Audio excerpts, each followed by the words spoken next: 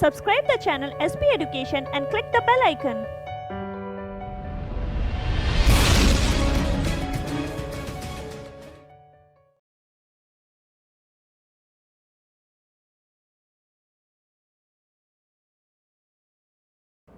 Hello everyone, welcome to our channel SP education. This is Pravagya और अपनी आज की क्लास से हम लोग स्टार्ट करने वाले हैं एक नया subject is economics. So this is the first class. तो आज की क्लास में हम लोग बात करेंगे इस सब्जेक्ट के बैकग्राउंड के बारे में, इस सब्जेक्ट में हमें पढ़ना क्या है उस बारे में, ये सब्जेक्ट जो है वो आपके कौन कौन से एग्जाम के लिए रिलेवेंस रखता है, इंपॉर्टेंस रखता है, इस बारे में, और हम आगे के सारे लेक्चर्स में किस तरीके से इस सब्जेक्ट के साथ प्रोसीड करने वाले हैं। अब अगर मैं इकोनॉमिक्स की बात करूं तो देयर आर मेनी स्टूडेंट जिनको इस सब्जेक्ट से प्रॉब्लम है, जिनको ये सब्जेक्ट समझ नहीं आता है, मुश्किल मोस्ट डिफिकल्ट सब्जेक्ट लगता है उनको इकोनॉमिक्स। तो यहाँ पे आज हम इस तरीके के आपके माइंड में आने वाले पहले सारे डाउट क्लियर करेंगे एंड उसके बाद इकोनॉमिक्स के मीनिंग से हम लोग बात करनी स्टार्ट करेंगे। तो सबसे पहले अगर हम इकोनॉमी की यानी कि आपके अर्थशास्त्र की बात करें, सबसे पहली बात हिंदी और इंग्लिश की। बच्चों को प्रॉब्लम रहती है कि हिंदी में रहने वाली है चीजें या इंग्लिश में रहने वाली हैं, तो जो हम बात करेंगे वो हिंदी इंग्लिश दोनों में ही करेंगे। ठीक है, देखो बहुत बेसिक सी टर्म्स होती है कुछ चीजें, लाइक टैक्स की मैं बात करूं तो टैक्स को जनरली जो हिंदी मीडियम वाले हैं ना वो टैक्स ही बोल के पढ़ते हैं, कर बोल के बहुत कम बच्चे पढ़ते हैं। तो यहाँ पे जो क्लास है वो बाइलिंगुअल रहने वाली है ताकि आप लोगों को दोनों मीडियम के स्टूडेंट को चीजें समझ में आए। फर्स्ट थिंग ये। सेकेंड थिंग रहती है कि किस तरीके से नोट्स की बात, कंटेंट, यहाँ पे मैंने समझा दिया, आप लोगों ने सुन लिया, उसके बाद आगे कंटेंट की बात। तो यहाँ पे आपको कोई प्रॉपर पीडीएफ यहाँ पे आपको नहीं मिलने वाली है, आपको साथ के साथ नोट्स बना के चलने हैं। टॉपिक समझाने के बाद आपको बोल के सारी चीजें बताई जाएंगी और आपको साथ के साथ उसके नोट्स बनाने हैं। थर्ड क्वेश्चन, अब ये जो सब्जेक्ट है ये कौन कौन से एग्जाम के लिए इंपॉर्टेंट है।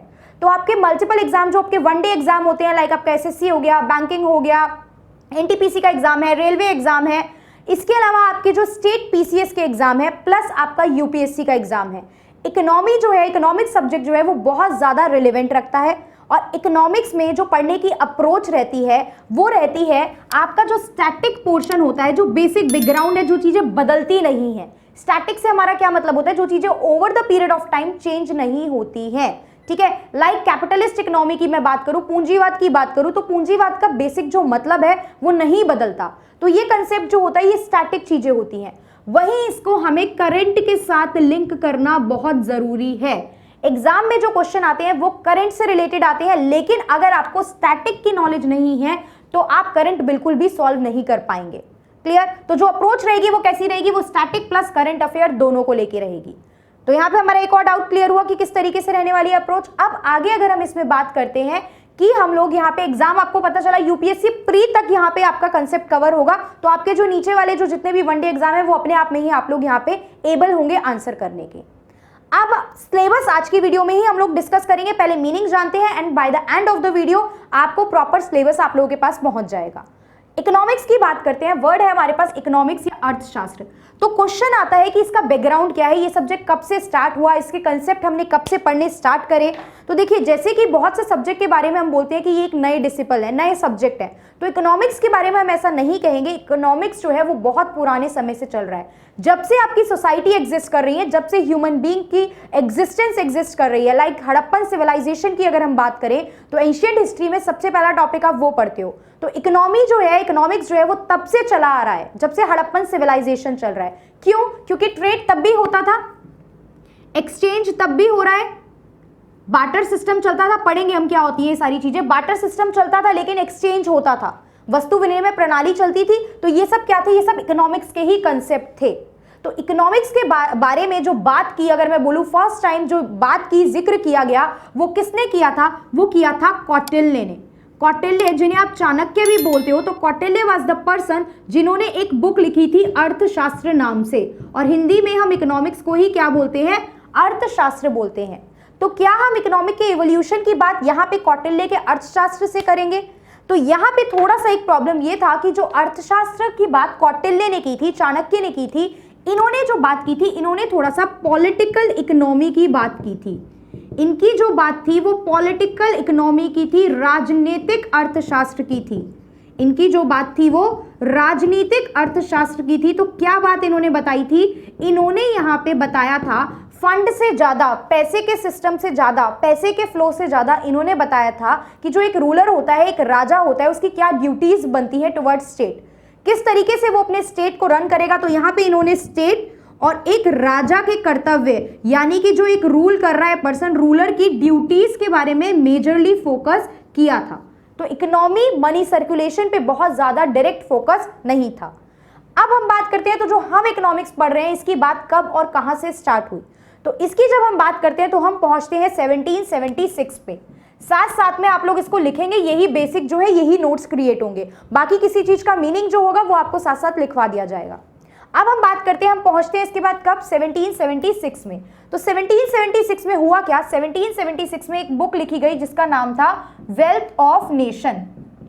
क्या नाम था बुक का, वेल्थ ऑफ नेशन। ये जो बुक थी ये किसने लिखी थी, ये बुक लिखी थी एडम स्मिथ ने। ये बुक जो लिखी थी ये किसने लिखी थी, एडम स्मिथ ने। तो हम एडम स्मिथ को क्या बोलते हैं, एडम स्मिथ को कंसीडर्ड किया जाता है father of economics. Adam Smith को बोला जाता है फादर ऑफ इकोनॉमिक्स। जितने भी इकोनॉमिक्स के कंसेप्ट आप मॉडर्नाइज तरीके से आज देख रहे हैं, पढ़ रहे हैं, उसकी बात किसने की थी, एडम स्मिथ ने की थी अपनी बुक वेल्थ ऑफ नेशन में। एग्जाम में डायरेक्ट क्वेश्चन पूछा जाता है कि this book was written by, जो आपके वनडे एग्जाम होते हैं सीधा सीधा बुक का नाम आ जाएगा, आपसे पूछेगा किसने ये बुक लिखी थी, या फिर which of the following book is written by Adam Smith. इस तरीके से क्वेश्चन आ सकता है एंड ईयर भी आ सकता है। तो इससे हमारे पास 2-3 यहाँ पे क्वेश्चन जो है वो क्रिएट हो गए। Who is considered as father of economics, तो एडम स्मिथ को फादर ऑफ इकोनॉमिक्स माना जाता है। अब आगे अगर फर्दर प्रोसीड करें, इकोनॉमिक्स की बात क्या है। इकोनॉमिक्स जो है ये वर्ड जो है आपका ग्रीक लैंग्वेज से लिया हुआ एक वर्ड है। इकोनॉमिक्स जो लिया गया है ये एक ग्रीक भाषा से लिया गया वर्ड है। ग्रीक लैंग्वेज के 2 वर्ड यहाँ पे अगर हम बोले, एक वर्ड है ओकियोस और एक वर्ड है नोमोस। एक वर्ड है हमारे पास ओकियोस एंड एक वर्ड है नोमोस। ओकियोस का मीनिंग क्या होता है, ओकियोस का मीनिंग है हाउस होल्ड। अब ये नहीं कि ये बैकग्राउंड क्यों पढ़ना है, ये डायरेक्ट क्वेश्चन भी आ जाता है, economics is the mixture of, या economics is derived from which of the following word. नीचे ऑप्शन दिए होते हैं, आपको यहाँ पे टिक करना होता है। तो क्लियर कट याद रखिए, oikos and nomos, these 2 are the word. इसका मतलब क्या होता है, हाउस होल्ड और फैमिली। एंड आपका नोमोस का मतलब क्या होता है, लॉज और नॉर्म्स।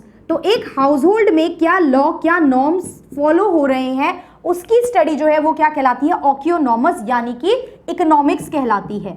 इकोनॉमिक्स कहलाती है। तो देखिए हाउस होल्ड की बात कर रहे हैं, क्या लॉ की बात की जा रही है। घर में आप लोग अपने अपने घरों का एग्जाम्पल लीजिए। कमाने वाले पर्सन 1-2, ठीक है, कमाने वाले पर्सन जो है वो लिमिटेड है, लेकिन उसको यूज करने वाले लोग जो है वो ज्यादा है। उस कमाई को, उस पैसे को यूज करने वाले लोग ज्यादा हैं। आपके एजुकेशन में खर्चा होना है, हेल्थ में खर्चा होना है, घर पे जो भी आपका डेली रूटीन है आप लोग उस पर पैसा स्पेंड करोगे। तो ये क्या चीज होती है, जो इनकम सोर्स होता है वो लिमिटेड होते हैं, बट हमारे एक्सपेंडिचर जो होते हैं वो क्या होते हैं, वो अनलिमिटेड होते हैं। तभी हम बजट बना के क्या करते हैं, एक्सपेंडिचर पे लिमिट लगाने की कोशिश करते हैं। तो इसीलिए हाउस होल्ड में मैनेजमेंट की बहुत ज्यादा जरूरत पड़ती है।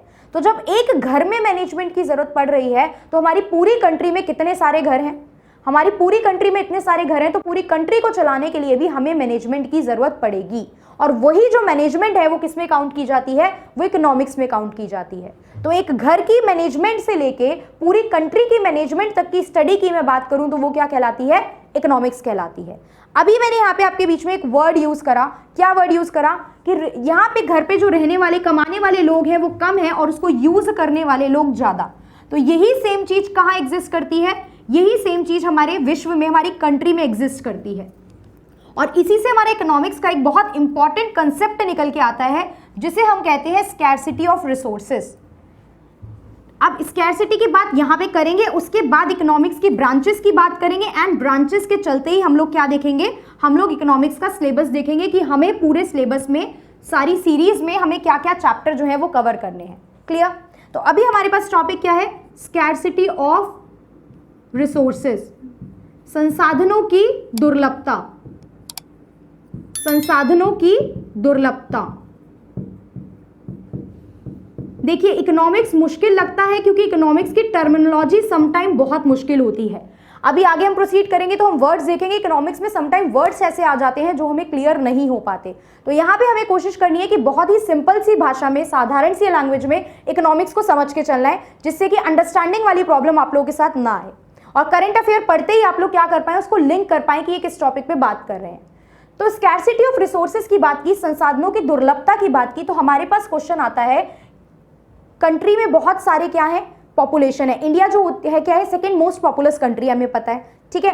तो यहाँ पे पॉपुलेशन जो है उसका कोई कंट्रोल नहीं है, वो लगातार इंक्रीज होती जा रही है। प्लस आपके जितने भी रिसोर्सेज है, संसाधन है, रिसोर्सेज में देखिए कोई भी चीज हम बोल सकते हैं। रिसोर्सेज में आपका लैंड जा सकता है, आपकी लेबर जा सकती है, वाटर जा सकता है, फूड जा सकता है। तो रिसोर्सेज जो है वो क्या है, वो डिक्लाइनिंग पोजीशन पे है।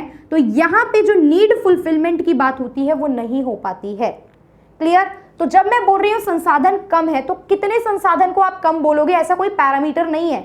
वो पैरामीटर किस बेसिस पे पता चलता है, वो पैरामीटर पता चलता है डिमांड और सप्लाई के बेसिस पे। वो पैरामीटर पता चलता है डिमांड और सप्लाई के बेसिस पे। देखो सिंपल सी बात है यहाँ पे, अब मेरे लिए कितनी रोटी कम है ये मुझे नहीं पता चलेगा। ये किस पे डिपेंड करता है, मेरी भूख पे डिपेंड करता है। फॉर एग्जाम्पल अगर मैं 2 चपाती में 2 रोटी खाती हूँ, तो अगर कोई मुझे 1 रोटी देगा तो मैं क्या बोलूंगी कि वो मेरे लिए कम है, ठीक है। लेकिन अगर कोई पर्सन 1 ही रोटी खाता है और आप इसे 2 रोटी दे रहे हो, तो वो पर्सन उसे कम नहीं बोलेगा। तो जो स्कैर्सिटी है वो डिपेंड करती है कि आपकी कितनी डिमांड है उस चीजों को लेके। तो जब डिमांड ज्यादा हो जाती है और आप उतनी सप्लाई नहीं कर पा रहे हो, कंट्री में, इकोनॉमी में उतना प्रोडक्शन नहीं हो पा रहा है, तो वो सिचुएशन कहलाती है क्या, स्कैर्सिटी ऑफ रिसोर्सेज। हम कहते हैं हमारे पास संसाधन कम है और इसी वजह से हमें क्या करना पड़ेगा, रिसोर्सेज का मैनेजमेंट करना पड़ेगा। संसाधनों का क्या करना पड़ेगा, हमें प्रॉपर मैनेज करके चलना पड़ेगा। और कैसा मैनेज करना पड़ेगा, रेशनल मैनेजमेंट करना पड़ेगा। रेशनल मैनेजमेंट मतलब बिना भेदभाव के। ऐसा नहीं है कि जो पर्सन भाई बहुत ज्यादा अमीर हो रखे हैं, सारे रिसोर्सेज, सारी फैसिलिटीज आप उन्हीं को दे दो, ठीक है। अगर ऐसा होता तो सरकार स्मॉल स्केल इंडस्ट्री के लिए चीजें रिजर्व क्यों करती, प्रोडक्ट रिजर्व क्यों करती। अगर ऐसा होता तो SC ST वुमेन्स OBC इन सबको रिजर्वेशन क्यों मिलता।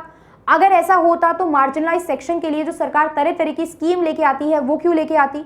तो इसीलिए सरकार क्या कोशिश करती है, ये किसका काम है, गवर्नमेंट का ही काम है ना। ये मैनेजमेंट करेगा कौन, गवर्नमेंट करती है।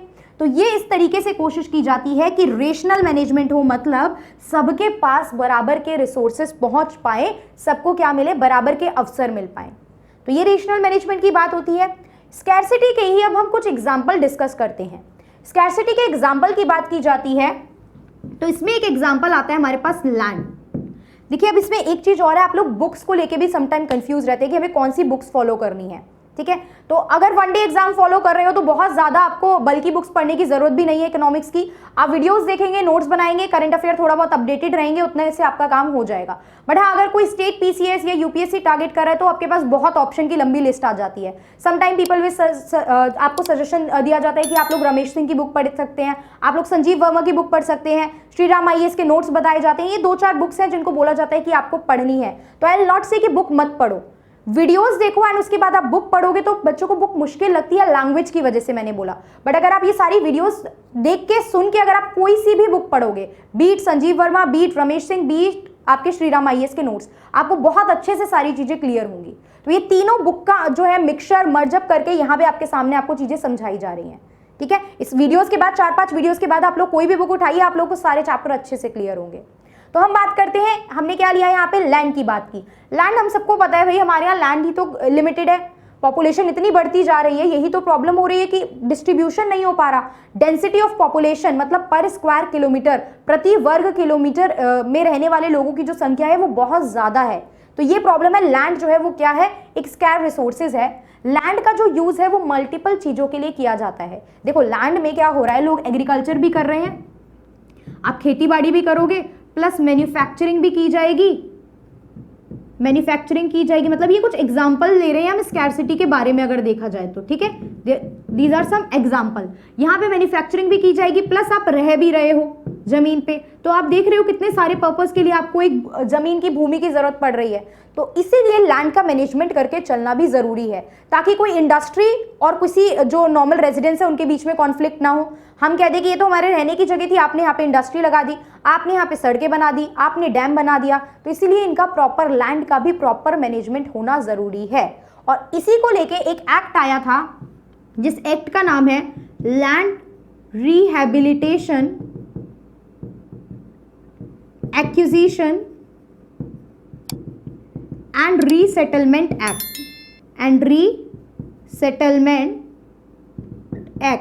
2013 में ये एक्ट जो है वो आया था। वो किस लिए आया था? सो दैट कि जो कॉन्फ्लिक्ट होता है रिगार्डिंग द लैंड को लेके जो इंडस्ट्रीज और आपके नॉर्मल रेजिडेंस वगैरह में कोई जो भी कॉन्फ्लिक्ट हो रहा है वो कॉन्फ्लिक्ट की सिचुएशन ना अराइज हो। तो लैंड एक एग्जांपल था। उसके बाद अगर हम लोग सेकेंड एग्जांपल की बात करें तो हमारे पास एक और एग्जांपल आता है, दैट इज वाटर। क्या एग्जांपल आता है? वाटर। हमें पता है वाटर बहुत स्कैर्स रिसोर्सेज है। अब आप कहेंगे कि पानी तो बहुत ज्यादा है, ठीक है, इंडिया को क्या ब्लू प्लैनेट हम लोग कहते ही क्यों है अर्थ को? क्योंकि पानी बहुत ज्यादा है यहाँ पे। लेकिन पानी जो है वो ड्रिंकिंग वाटर की जो है वो कमी है। ड्रिंकिंग वाटर जो है वो बहुत कम बचा है। इवन कुछ स्टेट ने तो क्लियर कट डिक्लेयर कर दिया कि उनका ग्राउंड वाटर लेवल भी जो है वो बहुत ज्यादा डेंजर जोन पे पहुंच चुका है। तो यहाँ पे वाटर जो है वो भी बहुत ज्यादा कम है। आप देखते हो वाटर जो है आप किस किस पर्पज के लिए यूज कर रहे हो? अगेन एग्रीकल्चर, इरिगेशन के लिए यूज करोगे। डोमेस्टिकली आप बहुत ज्यादा पानी का यूज करते हो, डोमेस्टिक वर्क, ठीक है, घर में आपके खाना बनाना, नहाना, क्लीनिंग, हर चीज में क्या चाहिए? पानी चाहिए। इसके अलावा इंडस्ट्रीज को भी वाटर की जरूरत है। तो अब वो इतना लिमिटेड जो वाटर है वो सबकी नीड्स को कैसे फुलफिल करेगा, ये भी प्रॉब्लम की बात है। तो इसके लिए भी नेशनल ड्राफ्ट पॉलिसी बनाई गई। अब देखो पॉलिसीज अभी नहीं पढ़नी है डिटेल में, बट हाँ कुछ बैकग्राउंड बताया जा रहा है कि गवर्नमेंट किस तरीके से चीजों को मैनेज करने की कोशिश करती है और किस तरीके से रेशनल मैनेजमेंट की बात की जा रही है। तो नेशनल ड्राफ्ट पॉलिसी बनाई गई 2012 में। अभी आप लोग देखो स्कूल स्टूडेंट नहीं हो कि बिल्कुल बेसिक इकोनॉमिक्स बता दिया और आगे जंप कर गए, आपको मीनिंग बताया। अभी ये सब बातें जाननी और करंट में क्या चीजें हो रही है उससे लिंक करके पढ़ना बहुत जरूरी है। अभी तक नहीं करा है तो अब से ये चीजें स्टार्ट करनी है हमें। इसके बाद आता है किसके बारे में बात? फूड के बारे में बात। कम है आधे लोग तो मतलब एक टाइम मतलब लोग जो है भूख की वजह से भी बहुत से लोग मरते हैं। अभी हम आपको और मुझे नहीं क्या पता है एहसास होता हो, बट ऐसे बहुत से लोग हैं जिन्हें 2 वक्त का खाना प्रॉपर नहीं मिल पाता है। तो फूड की भी बहुत ज्यादा स्कैर्सिटी है।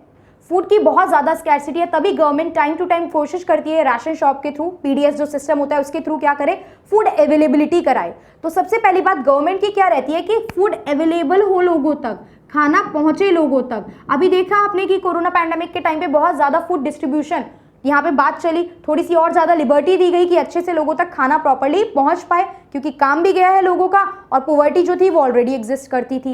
प्लस अवेलेबल हो, और कैसे अवेलेबल हो? कंसेशनल रेट पे अवेलेबल हो, कंसेशनल रेट पे अवेलेबल हो। तो ऐसी सरकार की संस्थाएं हैं जो ये काम करती हैं। देखो सेंट्रल गवर्नमेंट भी काम करेगी, आपकी स्टेट गवर्नमेंट भी काम करती है इन चीज़ों पे। तो एक अथॉरिटी की मैं बात करूं जिसे हम लोग पढ़ेंगे आगे फर्दर जब ऑर्गेनाइजेशन वगैरह कुछ पढ़ेंगे, FCI that is food corporation of India.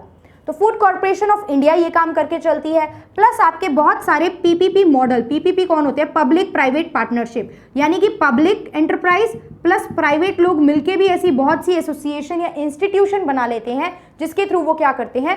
Food distribution का काम करते हैं। क्लियर? तो यहाँ पे हमने बहुत डिटेल में किसकी बात करी है? स्कैर्सिटी की बात करी। एग्जाम्पल देखा, हमने लैंड की प्रॉब्लम देखी, हमने वाटर की प्रॉब्लम देखी और हमने फूड की प्रॉब्लम देखी। क्लियर? इसी में अब हम आगे बात करेंगे। इकोनॉमिक्स में हमारे पास 3 फैक्टर निकल के आए हैं, ठीक है। ये सब साथ के साथ आप लोग लिख भी लेंगे चीजें, और अभी आगे जो हम लोग सिलेबस करेंगे वो भी आप लोग साथ में लिखेंगे, सो दैट उसी सीक्वेंस से हम लोग आगे प्रॉपर पढ़ाई करेंगे। अब हम बात करते हैं इकोनॉमिक्स में हमारे पास 3 कंपोनेंट निकल के आते हैं इकोनॉमिक्स के, कि इकोनॉमिक्स में होता क्या है। इकोनॉमिक्स में आपको क्या काम करना होता है? इकोनॉमिक्स में आपको करना होता है production. Economics is about the production, consumption and distribution. तो इकोनॉमिक्स किस बारे में है? इकोनॉमी में हमें क्या करना है? उत्पाद करना है किसी चीज का, उत्पादन की बात हो रही है, ठीक है। आपको कंज्यूम करना है किसी चीज का, उपभोग करना है किसी चीज का, ठीक है। प्लस डिस्ट्रीब्यूट करना है, यानी आपको वितरण करना है किसी चीज का। इन 3 वर्ड पे इकोनॉमिक डिपेंड करती है कि कैसे आप रॉ मटेरियल को फिनिश्ड गुड में चेंज कर रहे हो, कैसे एक कंज्यूमर, एक उपभोक्ता सामान को खरीद के उसे यूज कर रहा है, वो पूरा प्रोसेस, रॉ मटेरियल को फिनिश्ड गुड, कच्चे माल को पूरे फिनिश उत्पाद में बदलने की प्रक्रिया इस प्रोडक्शन, प्लस दुकान में सामान खरीदने से लेके उसको लाके अल्टीमेट यूज करने तक का process is consumption, and distribution किस तरीके से मार्केट में लोगों तक ये जो प्रोडक्ट हैं वो आप अवेलेबल करा रहे हो। क्लियर? इकोनॉमिक्स में इसके अलावा एक और हमें कंसेप्ट देखना होता है, इकोनॉमिक्स होता है एलोकेशन ऑफ स्कैर्स रिसोर्सेस।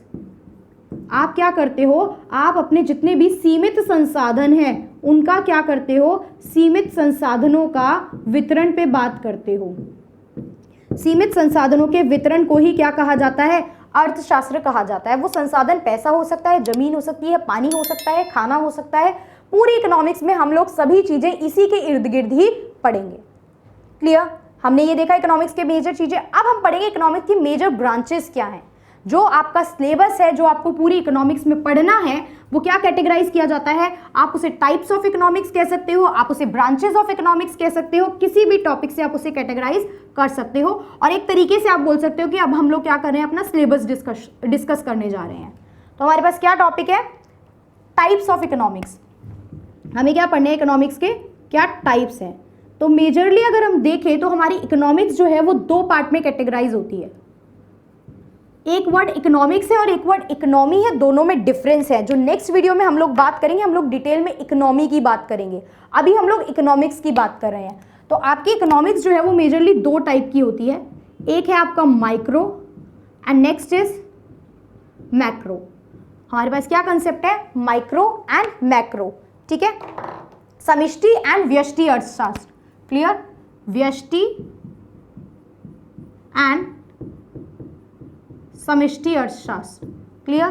तो माइक्रो नाम से क्लियर हो रहा है, माइक्रो मीन्स स्मॉल। देखो, जैसे इकोनॉमिक्स एक ग्रीक भाषा से आया हुआ शब्द है, उसी तरीके से माइक्रो भी एक ग्रीक भाषा से आया हुआ शब्द है एंड मैक्रो भी एक ग्रीक भाषा से आया हुआ शब्द है। इसको ग्रीक में क्या स्पेल करते हैं, बस सी की जगह के लगाते हैं, कोई मुश्किल बात नहीं है। यहाँ पे भी के लगाते हैं, माइक्रोज एंड मैक्रोज। माइक्रोज का मतलब होता है स्मॉल और मैक्रो का मतलब होता है लार्ज। तो माइक्रो में जब हम बात करते हैं, इसी तरीके से चार्ट बना के आप इसके पॉइंट्स लिखते रहेंगे अपने साथ। माइक्रो में जब हम किसी भी चीज की बात करते हैं तो हम किसी व्यक्ति विशेष की बात करते हैं, इंडिविजुअल पर्सन की बात करते हैं। हम किसी व्यक्ति विशेष की बात यहाँ पे करके चलेंगे। मतलब कि एक पर्सन जो है, कोई भी एक इंडिविजुअल जो है, वो कितनी डिमांड कर रहा है, आप किसी चीज की कितनी डिमांड करोगे, एक प्रोड्यूसर कितनी सप्लाई कर रहा है, एक पर्सन कितना कमा रहा है। मतलब मांग, पूर्ति और प्रति व्यक्ति आय, ये इंडिविजुअल से रिलेट करती है। तो ये चीज, ये सारी स्टडी किस में की जाती है, माइक्रो इकोनॉमिक्स में की जाती है। एक कंज्यूमर कितनी डिमांड करेगा, एक प्रोड्यूसर कितनी सप्लाई कर रहा है, एक पर्सन कितना ऑन एन एवरेज कमा पा रहा है, ये सारी स्टडी कहाँ की जाती है, माइक्रो इकोनॉमिक्स में। वहीं अगर हम बात करें तो यहाँ पे मैक्रो में एज अ होल कंसेप्ट की स्टडी की जाती है। ठीक है, जब मुझे पूरी कंट्री की बात करनी है, पूरी कंट्री के लेवल पे कंपेयर करना है, तो मुझे सारा इन टोटालिटी में डिटेल चाहिए। तो इन टोटालिटी में डिटेल में मैं यहाँ पे बात करती हूँ कि टोटल एग्रीगेट डिमांड यानी समग्र मांग कितनी है। एक उपभोक्ता की नहीं, मेरे पास जितने भी उपभोक्ता हैं मुझे सबकी मांग चाहिए, तभी मैं ऑल ओवर इंडिया के बारे में बात कर पाऊंगी। मुझे टोटल एग्रीगेट सप्लाई चाहिए यानी समग्र पूर्ति चाहिए। मुझे पूरे नेशन की इनकम चाहिए, एक व्यक्ति की इनकम से मैं कंट्री के बारे में कुछ भी नहीं बता पाऊंगी। मुझे क्या चाहिए, मुझे राष्ट्रीय आय चाहिए, नेशन की इनकम चाहिए, तभी मैं नेशन कितना डेवलप कर रहा है, कितना ग्रोथ कर रहा है, ये सारी बातें क्या कर पाऊंगी, स्टडी कर पाऊंगी। और उससे हम आगे क्या कर सकते हैं। देखो, आप पढ़ रहे हो लेकिन अगर रिजल्ट नहीं आ रहा है, टेस्ट में स्कोर नहीं कर पा रहे हो, एग्जाम क्वालिफाई नहीं कर पा रहे हो, तो हमें क्या पता चलता है कि हम लैग बिहाइंड कर रहे हैं, अभी हम कहीं पीछे हैं। तो ऐसे टाइम टू टाइम चेक करना खुद को बहुत ज़रूरी हो जाता है। तो कंट्री के लिए भी ये न्यूमेरिक फॉर्म में डेटा निकालना ज़रूरी होता है।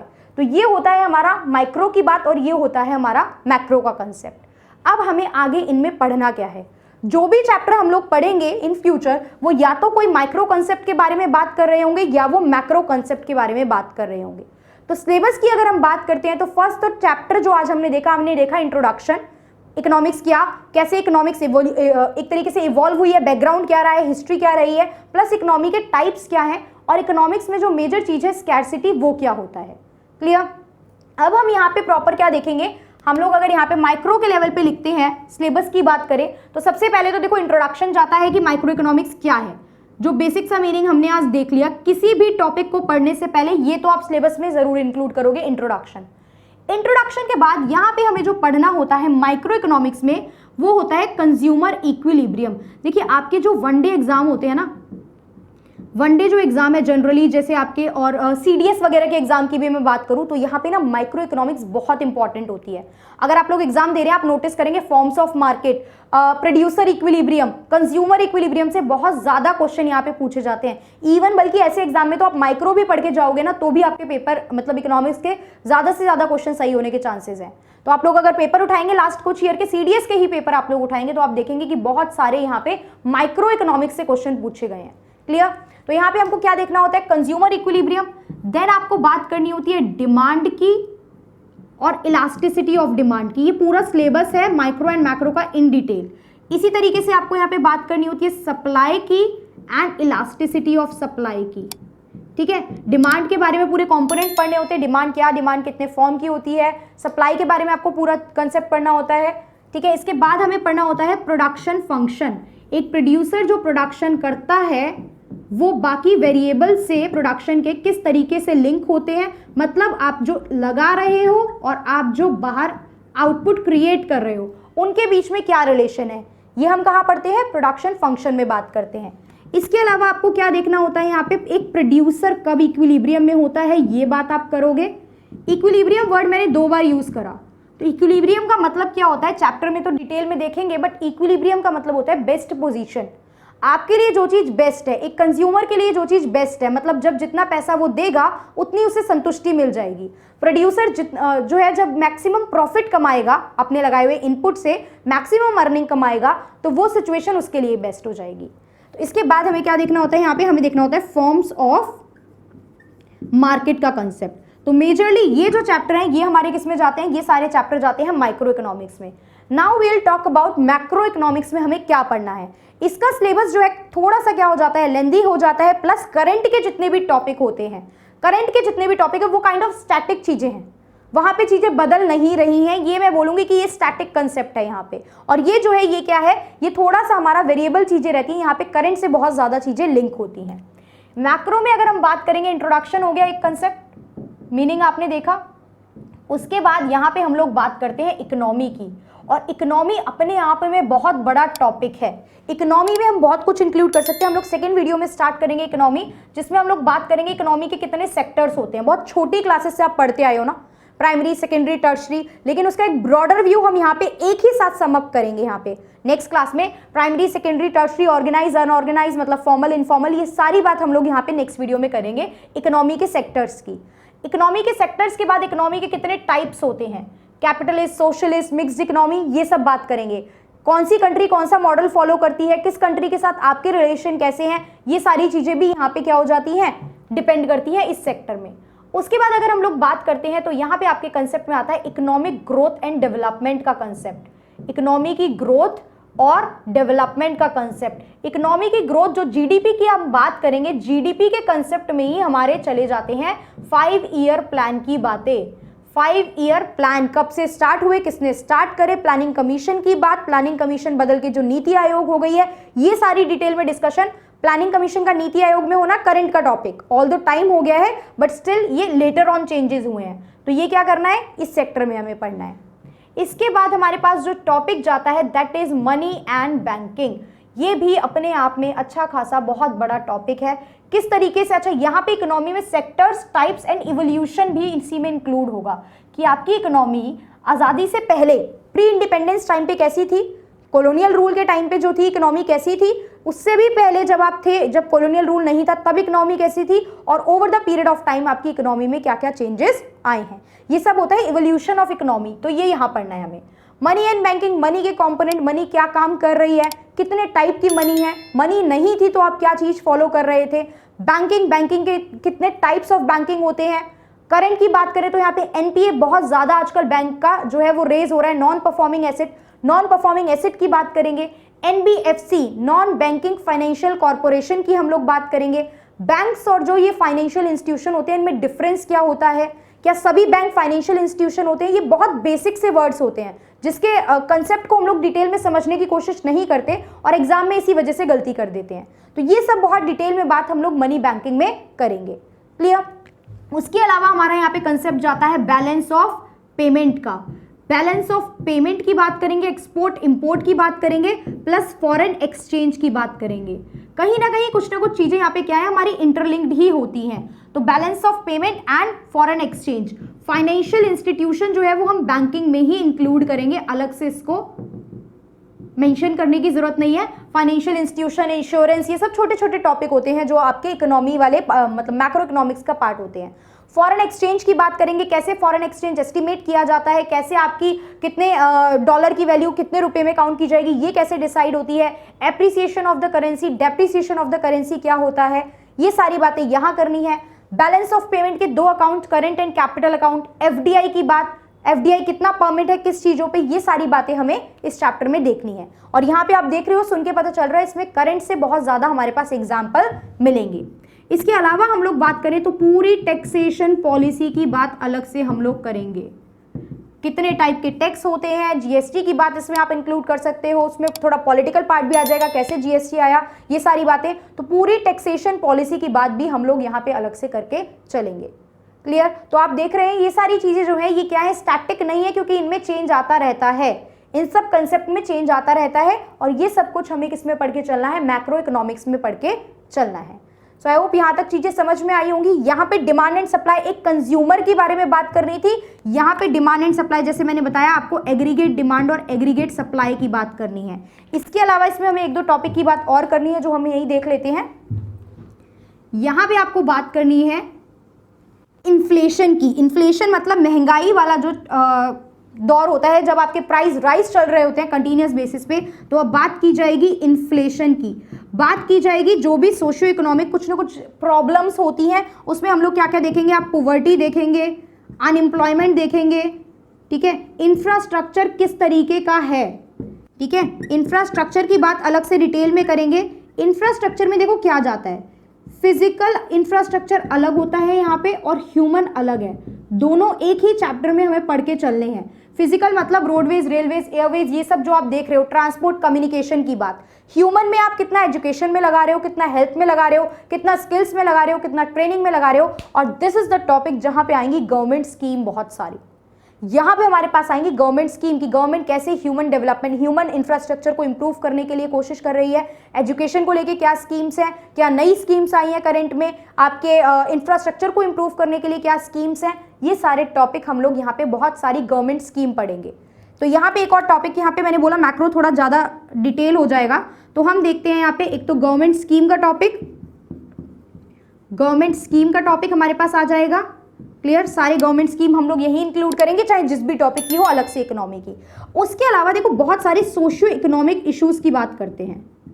सोशियो इकोनॉमिक इश्यूज की हम लोग बात करेंगे। क्या है सोशियो इकोनॉमिक इश्यूज? जैसे फॉर एग्जांपल देखो कोरोना का लेके प्रॉब्लम चली, कोविड-19 के समय पे इकोनॉमी में क्राइसिस आया, जीएसटी डिमोनेटाइजेशन के समय पे इकोनॉमी का बिल्कुल ढांचा सारा बिगड़ गया था, ठीक है। तो इसके तो ये सब क्या चीजें थी, डिमोनेटाइजेशन, उसके इंपैक्ट, कोविड-19 और इकोनॉमिक क्राइसिस, जीएसटी की वजह से इकोनॉमी जो हैम्पर हुई, जो स्टेट्स की जो अर्निंग थी वो सारी कम हो गई, किस तरीके से सेंटर ने उसको एलोकेट करा, ये सारी बातें करेंगे। इसके अलावा हम लोग बात करेंगे यहाँ पे आपके बहुत सारे इंस्टीट्यूशन होते हैं, economic institution, international economic institution जो होते हैं, जिसमें आपका वर्ल्ड बैंक जाएगा, वर्ल्ड बैंक जा सकते का पार्ट आएगा, आईएमएफ का पार्ट आएगा, ये सारी चीजें भी हम लोग यहाँ पे पढ़ के चलेंगे। वर्ल्ड बैंक, आईएमएफ वगैरह जो भी डिसीजन लेते हैं उनका क्या रोल रहता है इकोनॉमी में, डब्ल्यूटीओ के बारे में हम पढ़ेंगे, trade related intellectual property right, very very very important topic है। जो बच्चे यूपीएससी के लिए प्रिपेयर कर रहे हैं उनके लिए तो प्रीलिम्स मेंस दोनों के लिए इंपॉर्टेंट टॉपिक हो जाता है। वो सब कहाँ जाएंगे, वो इकोनॉमिक इंस्टीट्यूशन में इंक्लूड किए जाएंगे। क्लियर? तो ये सारे टॉपिक है, बाकी जो भी छोटे छोटे टॉपिक है वो इन्हीं में अलग से क्या होते हैं, इन्हीं में इंक्लूडेड होते हैं, जिन्हें हम करके चलेंगे। तो ये हमारा पूरा सिलेबस है माइक्रो का एंड मैक्रो का। क्लियर? हर एग्जाम के हिसाब से चीजें अलग अलग होती है। जो बच्चा एक दो मतलब मल्टीपल एग्जाम टारगेट कर रहे हो, आप 2-3 एग्जाम टारगेट कर रहे हो, तो दिस इज द सिलेबस जो आपको पूरा पढ़ना है। और हम पूरी सीरीज में कोशिश करेंगे कि हम इसी सिलेबस को क्या करें, सिंप्लीफाइड तरीके से पढ़ें। साथ के साथ आप लोग नोट्स बना के चलोगे, कोशिश रहेगी कि इसके बाद बुक उठाने की जरूरत ना पड़े आप लोगों को। स्टिल आप लोग बुक पढ़ना चाहते हैं तो कोई भी एक बुक पढ़िए, चाहे 10 बार पढ़िए, तीनों बुक मत उठाइए, तीनों चारों जो भी अवेलेबल चीजें सारी मत उठाइए, कोई भी एक चीज पिक कीजिए जिसे आप 3 या 4 बार कंप्लीट करेंगे। ठीक है, so this is about the syllabus, this is about the introduction. Next video में हम लोग आपके next topic that is economy और सेक्टर्स और इवोल्यूशन के बारे में बात करेंगे। So that's all for this video. Thank you for watching.